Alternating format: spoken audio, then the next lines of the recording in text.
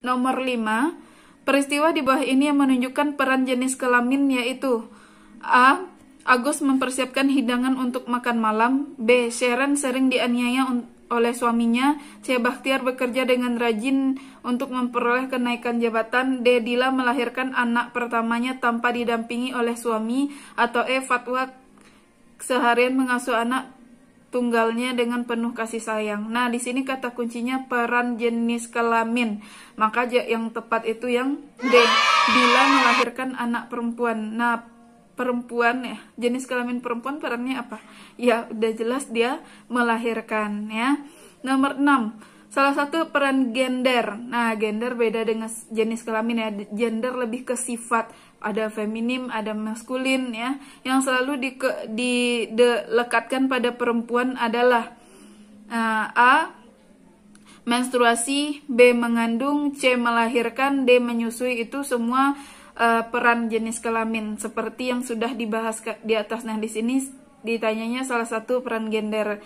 Nah, jawabannya yang E, mengasuh anak. 7. Seorang sarjana hukum lulusan UI bergabung dengan LBH sebelum namanya terkenal sebagai pengacara kondang. Contoh tersebut menunjukkan mobilitas sosial yang diperoleh melalui saluran A. Partai politik dan pertemanan, B. Lembaga pendidikan dan partai politik, C. Organisasi profesi dan pendidikan, D. Kelompok pertemanan dan pekerjaan, atau E. Hubungan kekerabatan dan kelahiran. Langsung saja jawabannya di sini yang C. Organisasi profesi dan pendidikan. Kenapa C, Kak? Kita lihat kata kuncinya di soal di sini. Seorang lulusan UI, berarti itu pendidikan, bergabung dengan LBH sebelum ia terkenal. Lembaga bantuan hukum, berarti itu organisasi profesi, lembaga bantuan hukum. Makanya kita jawab yang C. Nomor 8. Seorang pembantu rumah tangga merantau ke luar negeri untuk mendapatkan gaji yang lebih tinggi.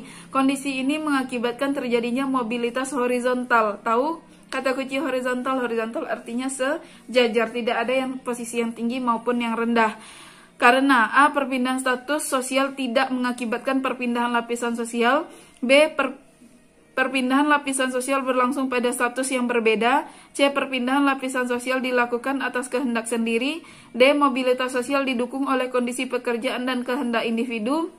Atau E. Mobilitas sosial berlangsung untuk kepentingan ekonomi. Langsung saja jawabannya yang A. Kan Kak sudah jelaskan tadi kalau horizontal tidak ada posisi yang tinggi dan rendah. Makanya lebih tepat ke A. Perpindahan sosial tidak mengakibatkan perpindahan lapisan sosial. Karena dia di luar negeri juga tetap sebagai pembantu rumah tangga. Nomor 9. Perbedaan tingkat kelahiran sebagai pendorong mobilitas sosial ditampakkan oleh gejala. Masih paham dengan konsep mobilitas? Mobilitas artinya perpindahan status. A. Tingginya kecenderungan pria berstatus sosial rendah atau menikah dengan wanita yang berstatus sosial menengah atau atas. Yang B. Kekurangan kesadaran masyarakat berstatus sosial bawah untuk menekan tingkat kelahiran. Yang C. Rendahnya tingkat kelahiran dalam masyarakat yang berstatus sosial atas dibandingkan masyarakat berstatus sosial bawah. Yang D. Munculnya berbagai konflik sosial dalam masyarakat. Atau yang E. Tingginya mobilitas yang menerapkan ekonomi agraris. Langsung saja jawabannya di sini yang C. Rendahnya tingkat kelahiran dalam masyarakat berstatus sosial atas dibandingkan dengan yang berstatus sosial bawah. Di sini kata kuncinya perbedaan tingkat kelahiran, maka jawabannya yang C. Nomor 10. Penyelesaian konflik dilaksanakan kedua belah pihak yang terlibat. Mereka secara bersama-sama sepakat menunjuk pihak ketiga pembuat keputusan untuk menyelesaikan konflik. Penyelesaian konflik tersebut bersifat A. Arbitrase, B. Mediasi, C. Konsultasi, D. Negosiasi, atau E. Konsiliasi. Langsung saja kita lihat kata kuncinya, dia menunjuk orang ketiga sebagai wasit, berarti sebagai pembuat keputusan. Maka jawabannya yang A. Mediasi itu pihak ketiga sebagai penengah. Konsultasi itu ya mendengarkan pengarahan ataupun masukan, tapi nggak ada yang di pemecahan konflik. Negosiasi kesepakatan, konsiliasi dipertemukan oleh lembaga resmi.